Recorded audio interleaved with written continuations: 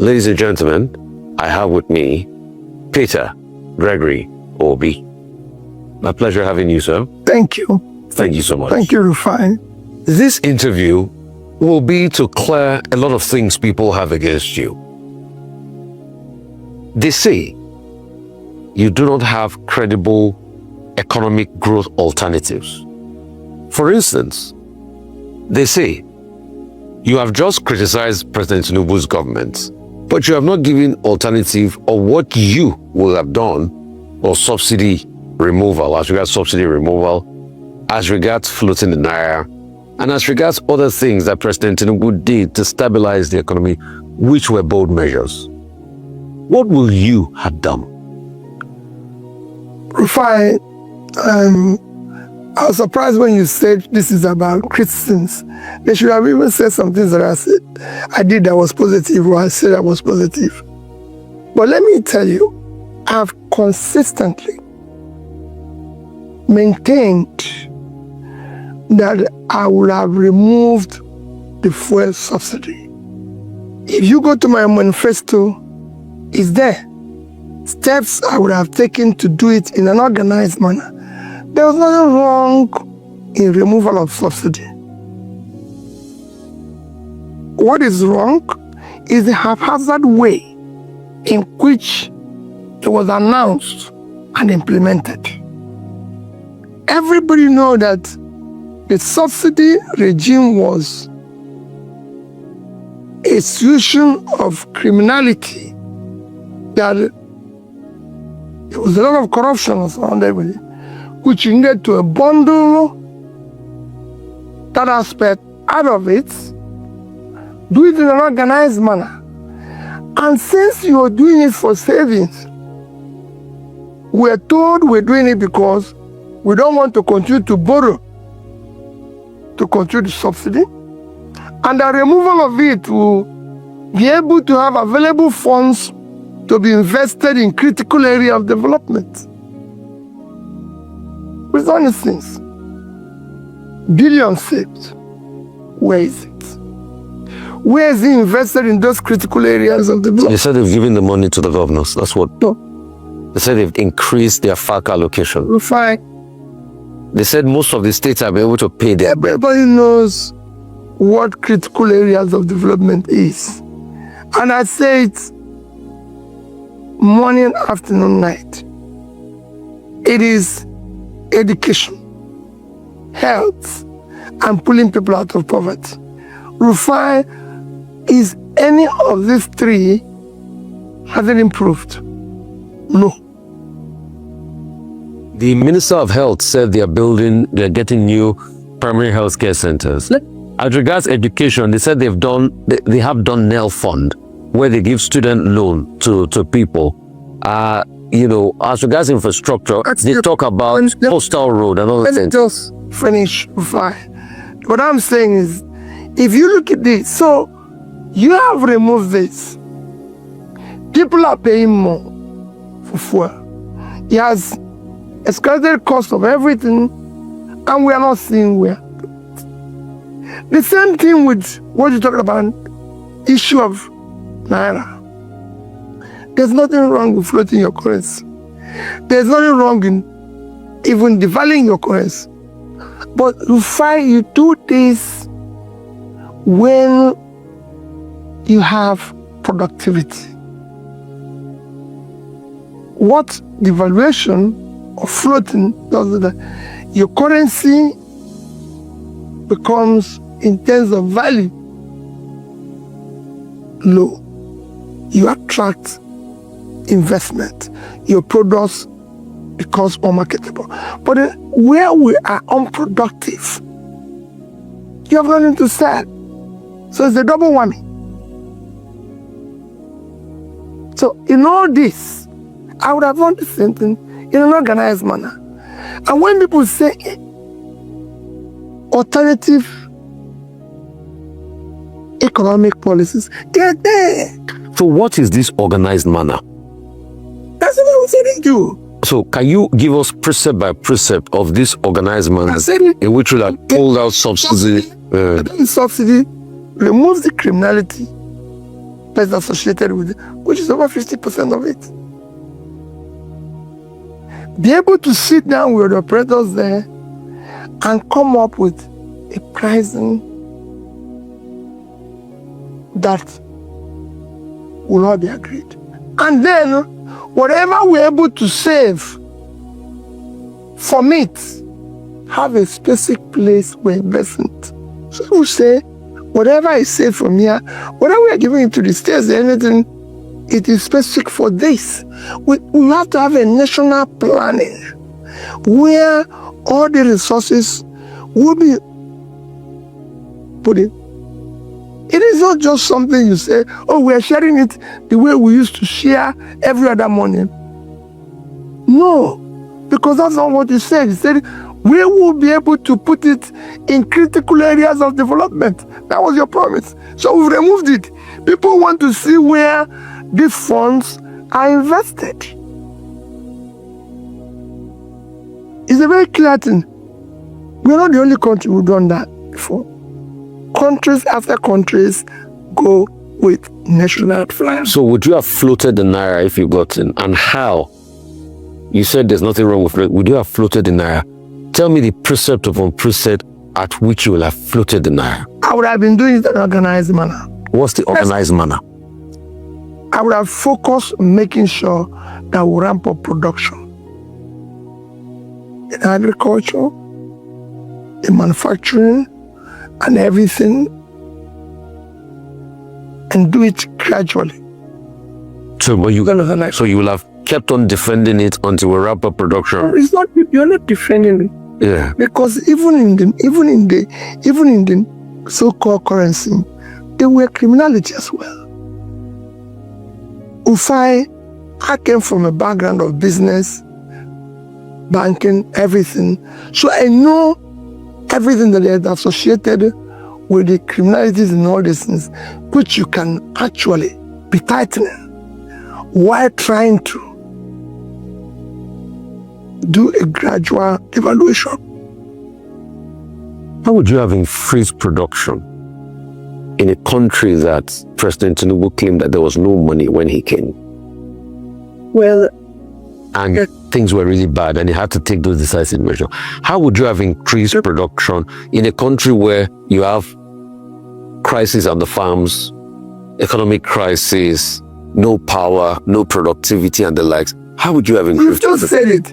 That means you should face those things. You just said it. Why do we talk about a sample?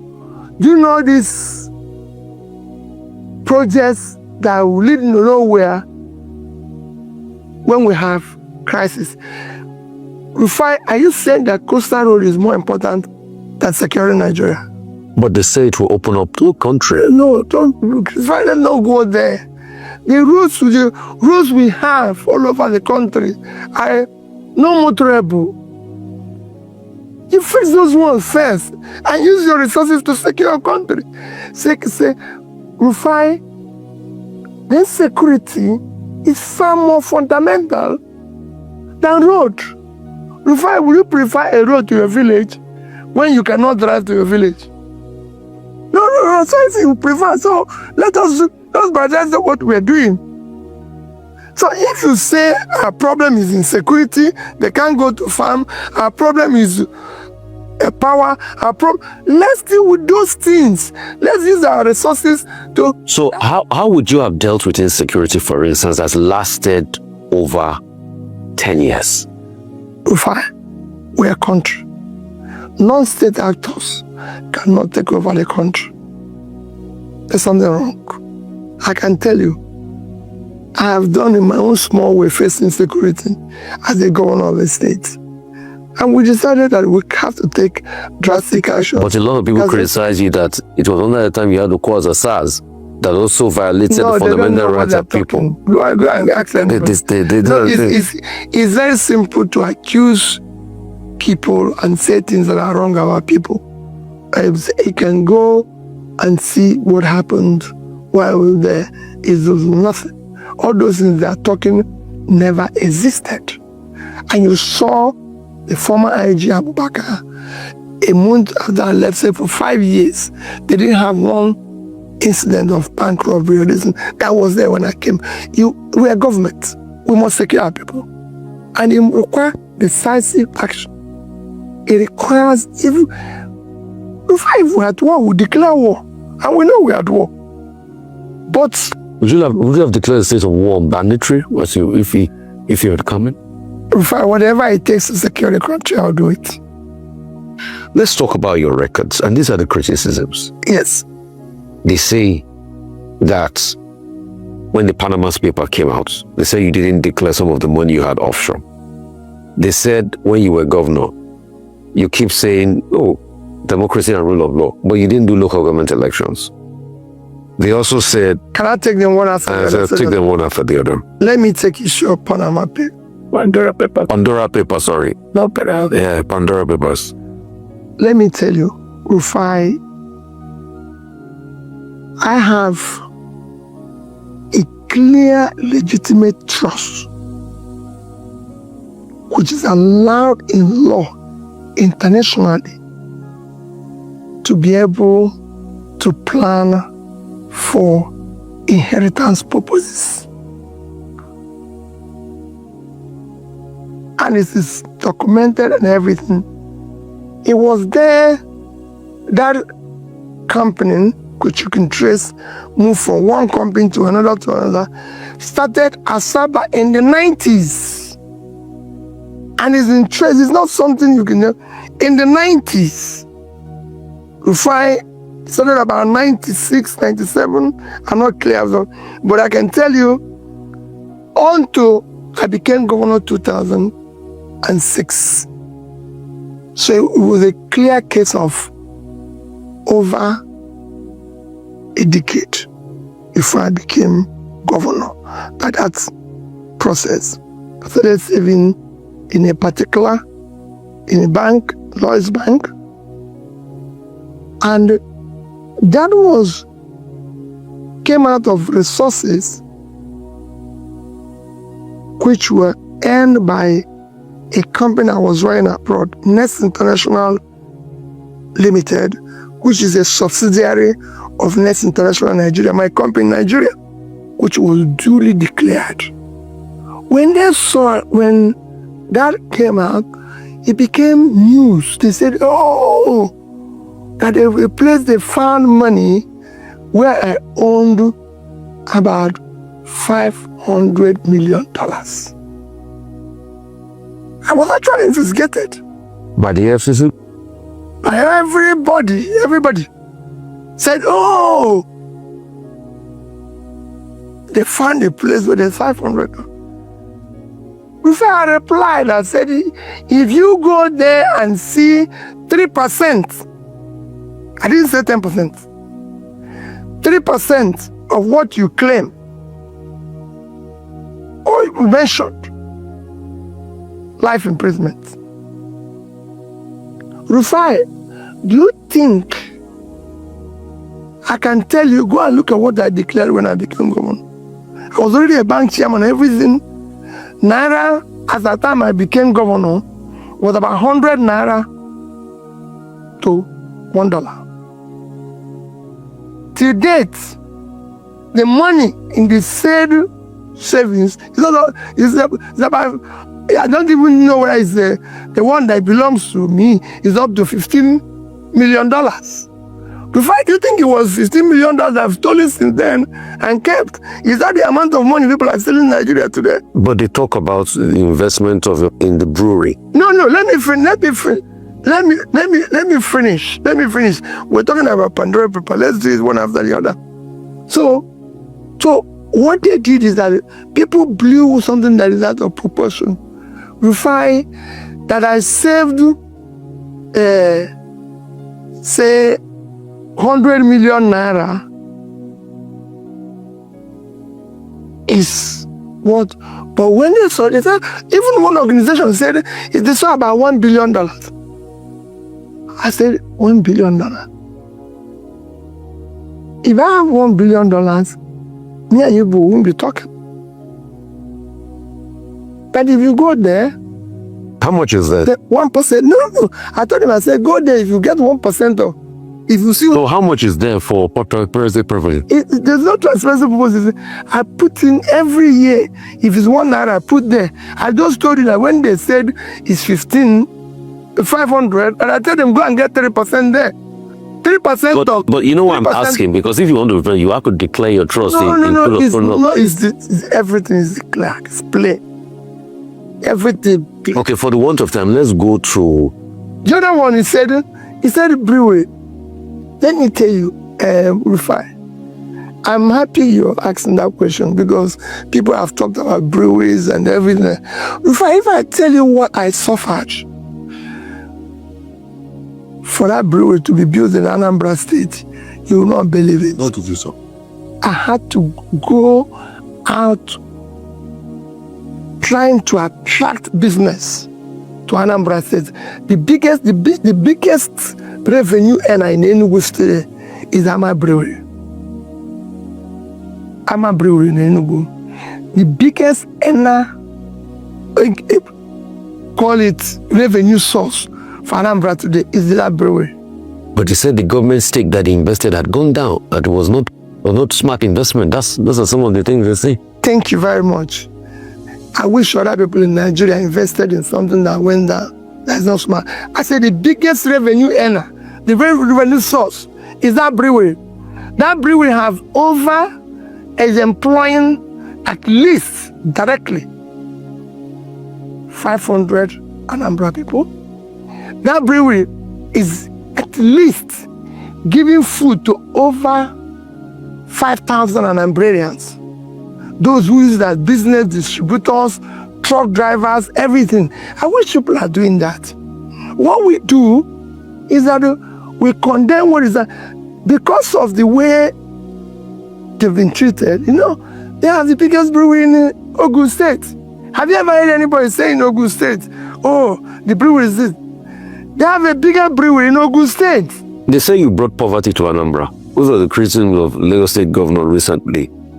So they said they say about they said I think they accused you and they said under your tenure poverty did increase and all of that. So you had no moral right to go to John Hopkins and talk about poverty. You are talking about narrow interest and narrow assessment. Go and look at Nigerian Competitive Index. Go and look at it. Before I was governor of Anambra State from 2006. And I was impeached. So you can say I was governor of Anambra State from 2007 to 2014. 7 years. I was effectively governor for 7 years. Because the first year I was removed, as you know. So I was governor for 7 years. Rufai, Nigeria as a country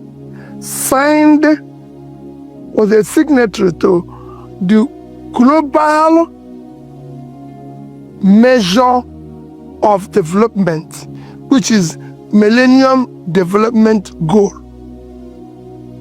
That is a global thing. Nigeria was a signatory to it. Yeah. That is what made China to pull 439 million people out of poverty. That was made India to put over 150 million out of poverty. I can go on and on. But Nigeria was signatory to it. And it was signed in the year 2000. Rufai, I became governor in the year, started effective governance in 2007 after I came back from impeachment and tenure interpretation. By the time he ended in 2014, Anambra State under me was number 1. In terms of, this is not me who measured it. It was UNDP. I was even invited to United Nations to come and give a speech on what we did. I was number 1. I was number 1 in education. Health had improved and everything. I can go on and on. So when you now have a distorted result, I say, go and look at World Nigerian Competitive Index. Go and ask people who were involved in fighting poverty in Nigeria then. tobacco and all that. Go ask them. Who was it? Ask all the donor agencies. Who is the first to pay his counterpart funding? Ask everybody. The only thing I didn't do well, Rufai, is that I wasn't in media. I wasn't going about paying media people, advertising myself and everything, because I have a little bit of a concern about giving people money, because it was public money. That's all. Otherwise, maybe if I was advertising myself, nobody would be. But to show you what it is, Rufai, come, I live in Anambra today. The only place I have a house in my name, owned by me, is in Anambra State, in Onitsha. And if you go, I'm inviting you any day in Anambra State, let's walk the streets, and people will tell you, who is this man? Okay. They also say you didn't do a lot of infrastructure. These are the things people say. They say, what about schools? You don't need to. What about Kapa TV? They said after you left Anambra, it's not that you turned Anambra into paradise. No, it's that Oka was still unique, somehow. So there's nothing. Don't waste your time, Rufai. I got certified from Federal Ministry of Works as governor to have the best road connectivity, who opened up all the rural areas. In our study of poverty, Ministry of Works gave you a certification for that? Ministry of Works, there is federal government. As I said, I was acclaimed as the best. Let me tell you, Rufai, in our study of poverty, we found out that the poorest areas of Anambra State needed our sex. What we do here is that we think that building infrastructures and painting them and doing this is development. It is not. But the governor just built a big infrastructure in the states. The governor's house and some other quarters, which they say is bequeathed to the states. Very good. When I came, and it's very good, and I thank him for that. When I came, so why didn't you build that one? Why didn't you build that one? Fine. When I came, there was no government house at all. There was no governor's lodge. They were all burnt. There was no government house. There was no governor's lodge when I came. Not even House of Assembly. All those things were burnt because my predecessor had issue, and some thugs and hooligans came and burnt everything. So I didn't even have anything.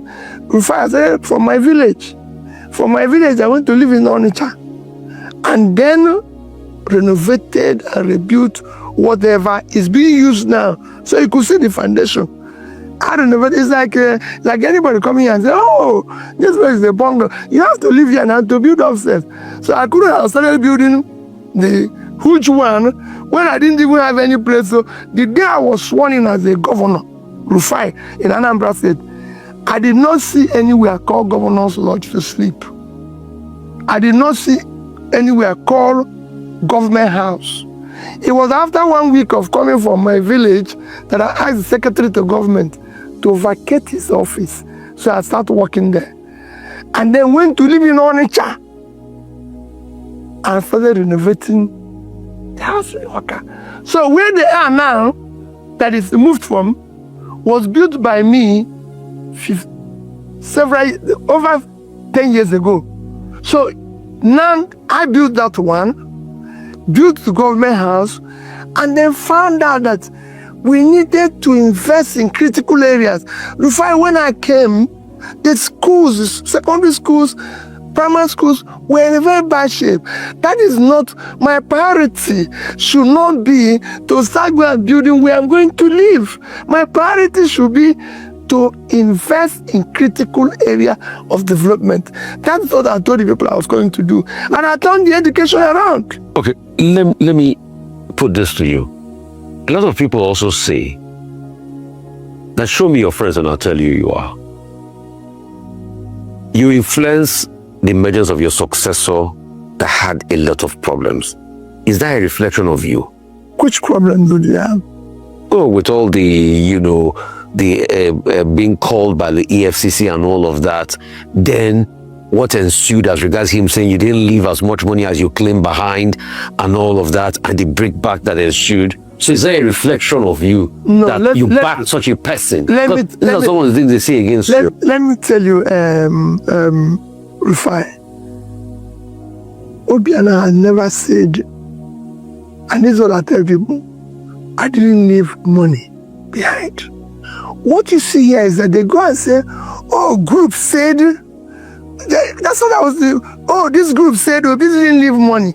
This group said, this group, at the time they interviewed me, I said, listen, I didn't hand over to group. I handed over to Obiano.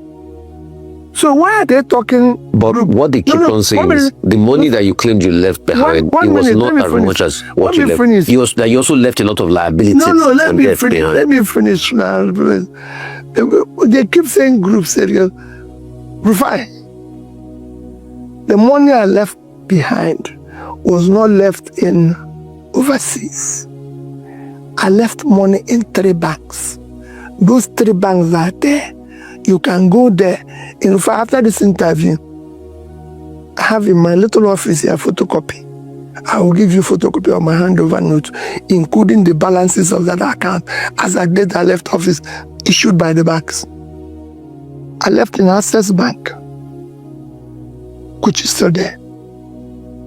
12 billion naira, $50 million. And I'm going to give you a copy.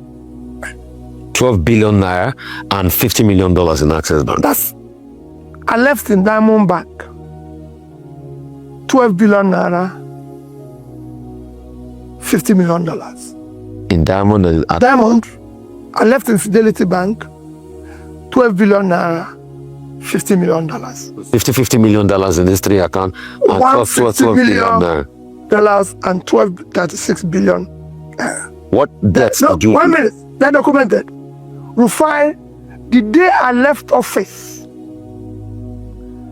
I was not owing one contractor, one supplier who have executed his job. If you see one today, I challenge you. Go and sit. I was not owing any civil servant that was supposed to be paid by the state salary. I was not owing gratuity. I was not owing pension. Additionally, if you want to know, I left salary enough to pay salary for 3 months. It's documented, and I'm going to give you the documents. It's not something that anybody. So I wasn't owing anybody. So you said you were not owing people that had completed their job, but you were owing those that had not completed their jobs. If you haven't done your job, can I pay you? How can you pay somebody who haven't completed a job? Even you. So you had paid, you are not paid those that were not completed, that the job was still ongoing. If your job is ongoing, I won't. Let me give you an example. So are you telling me? When I came into Are you telling me that you left no debts behind in Anambra? Not one. I was even begging people to come and take their money. If you had a job in Anambra, you can go and ask anybody. Not one. Anybody who tells you Peter B was owing him, call the person. I've challenged people for 10 years. Okay. And we're just throwing the challenge out there, still debts.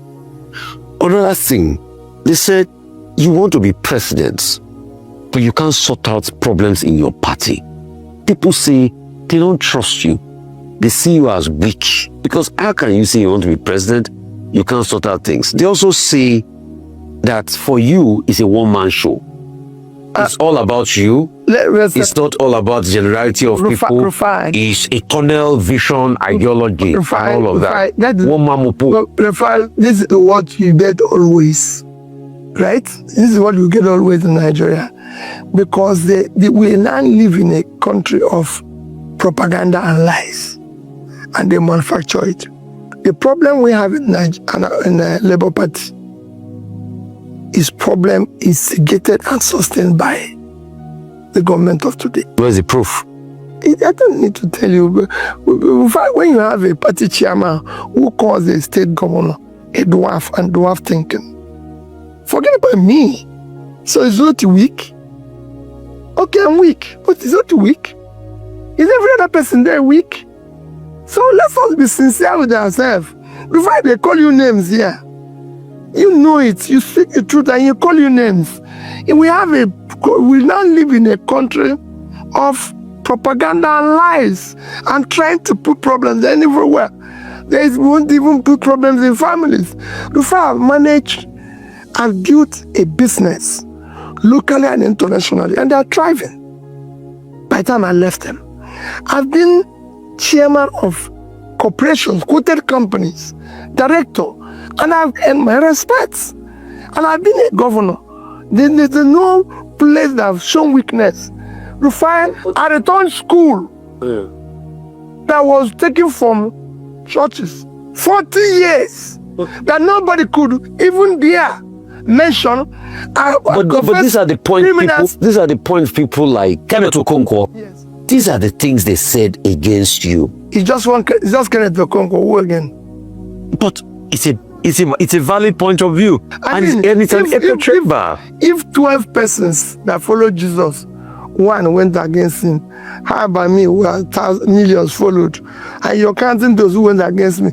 Listen, people must go against you, people must speak against you, and they own listen. I still remain consistent. I'm not changed. Like I said, Kenneth is my younger brother. He has his reasons for his actions or what he wants to do. Humility, patience, tolerance is not weakness, it's a virtue. It is not easy for people to remain where I am. And when I was campaigning election, before I went to places people dare not go to. I was in Southern Gombe. Was everywhere. People fear to go. Before I drive around this country today, this year alone, I've driven from Abuja to Kafancha, to Kaduna, to Kano, to Katsina, to Chigawa, to Jos, to Benue, to Kogi. Who's doing that? So people just stay in their house and talk about this macho they are. Just like they stay, they don't go to anywhere. It's easy to be an armchair critic. For God's sake, I'm on the road. You know why they keep talking about this weakness? Because as it stands today, you don't even have a platform at which we're going to run elections. Don't worry. If Julius Abure says, I will continue with the Wahala, don't join them. He will continue the Wahala, and coalition talks are still going on. That might swing in your favor, that might not swing in your favor. So that's why a lot of people keep saying you're weak. They say, okay, you're so weak that you can't call out some activities of IPOM that is not palatable.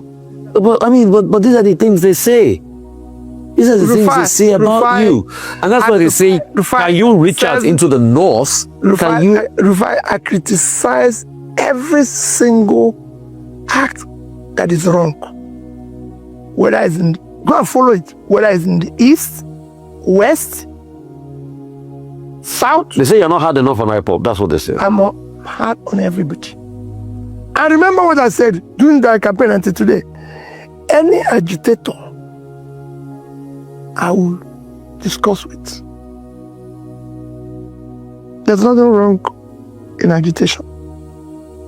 Whether it's Yoruba movement, whether it's Northern movement, any movement, I'll sit down and discuss with. It is important because you dialogue people. Even in my house, people agitate. Why don't you dialogue with them?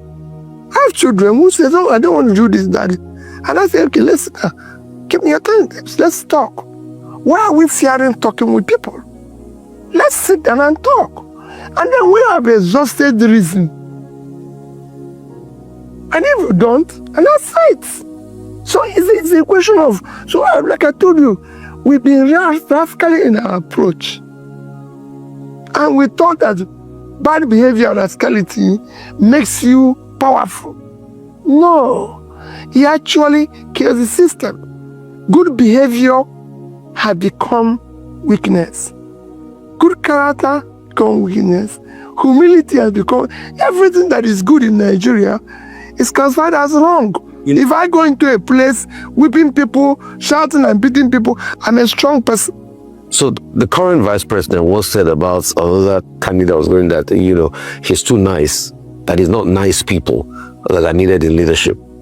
And that's the same thing a lot of people are also saying. It's unfortunate. About not you. And I also want to know your take on this state of emergency thing, Governor Fubara, and the fact that a lot of people are saying there's been state capture, democracy is waning, and the likes, and the court, and other some issues. Let me tell you, Rufai, as far as I'm concerned, I maintain it. There's no democracy today in Nigeria. So what are we practicing? So why are you running the 2027 elections if there's no democracy? We will continue to be agitating for true democracy. Rufai, being an election in Edo, does this show any sign of being a democratic country? Capital, no. Rufai, the coffin was nailed by what happened in River State. You cannot, on any circumstances, solve a problem in a democratic setting by going against the rules. You can't even solve any problem by going against the rules. There's a process. President Zuma went against the rules in River State? Of course, there's a process there's a process. What did you do? You actually say it's undemocratic. When you go and bring somebody that is not elected, that didn't follow, there was a process. But a lot of people too will remind you didn't hold local government election when you were in Anambra State. It's easy to point at Tinubu now, but what about you? I'm not pointing at them. I'm just telling you, I can tell you, go and check the court process in Anambra State. I was in court for years against conducting an election because people thought if I conduct it, I would do what everybody's doing. So it took me almost 7 years before we could conduct. I governed one of virtually the most difficult states at the time he had crisis. If there's nothing I did in Anambra State that people are proud of today, I brought stability and order in Anambra State. Before me, nobody who was governor in Anambra State had what you can call a peaceful reign. It was quarrel for 4 years. Ngige was quarrel until he left after 3 years. It was under me that things started changing. Because of the same way I've managed things, started changing, and I started becoming something. I even changed it from being home for all to light of the nation. I started doing things in an organized manner. Rufai, I was the first person in old and new Anambra State to be governor twice. So I started organizing things properly. So it is easy to sit there and say, oh, he did this. But the reality of it is, Rufai, come, let's visit the state. I live there. That's where I live. And when I'm there, I'm at home. It's the only place I am. There's nobody who will tell you today, this bit of visa house in Abuja, this bit of visa house in Lagos, this bit of visa house. I live in Anambra State. In Lagos, I live in a rented apartment. In Abuja, most times I stay in the hotel. So, but I have a home in Onitsha, where I go back and I'm always there. So you can come, walk the street, no security, and I invite you. Okay, Mr. Peter, once there's certain We'll still keep bringing most of these criticisms and asking you questions about the state of the no, they're going to be. It's going to be happening. And we'll keep asking you this question. But thank you so much for your time. Thank you, Rufai. Thank you for. But let me assure you, I'm committed to better Nigeria, and I have what it takes. I have the experience of all those who want to be president today. Nobody have my background. I built a business from scratch. I've operated in the corporate world, and I've been a governor. And in all this, you can go and say, I was a social businessman. I transformed the smallest bank into a 25 billion bank then, and a private bank today. I've been a governor where I told you that the day I left, I was not owing anybody, and I've been the one who saved most money.